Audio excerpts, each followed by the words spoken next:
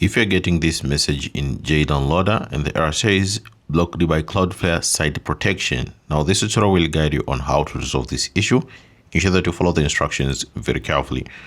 Now according to JDownloader support team, they say error blocked by Cloudflare just means like this. Such errors will be displayed if JDownloader recognizes a blocked connection. This is nothing that JDownloader can prohibit, so you need to take measures yourself to get rid of such problems. Now the fix that I found worked for me is to use a VPN. Now you can go to this page here, which is 1.1.1 to download this Cloudflare web application. If you're using Windows, you can select your Windows, Mac OS, or other devices. So you can select here for Windows to download this Cloudflare app. After downloading it, make sure it's installed on your device. Now, once it's installed, come here on the system tray. You should see here a Cloudflare app. So simply select it and then make sure it's turned on just like this. So once it's connected, you'll say here your internet is private. Now you can try to check if the problem is resolved or not. If you're still experiencing the same issue, blocked by Cloudflare site protection, now try this.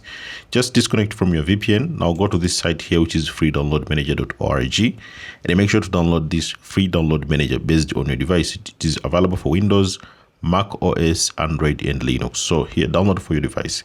After it's downloaded, make sure it's installed on your device, and then it'll open. It will look like this.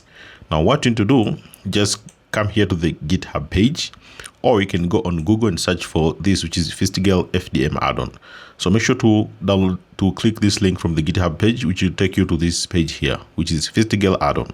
Now scroll down and make sure to download this add-on here. Once it's downloaded this add-on, just open your free download manager, then click on the three lines here at the top right corner, which is menu and settings, and then click on add-ons. Now select here install add-on from file, and make sure to choose the file that you've downloaded from the GitHub page. So click and then select install, and then click OK, and this add-on will be installed. Now, once this add-on is installed, it comes to usage. It's very easy. They've shown the instructions on how to use it, or you can follow the steps here. Just right click on the download link that you want to download the file. Then also right click on it, you can choose copy link and paste it to FDM. So you can, once you copy the link, you can open the free download manager and then paste by Ctrl+V. It will ask you to download the file, or you can click OK and the download will start.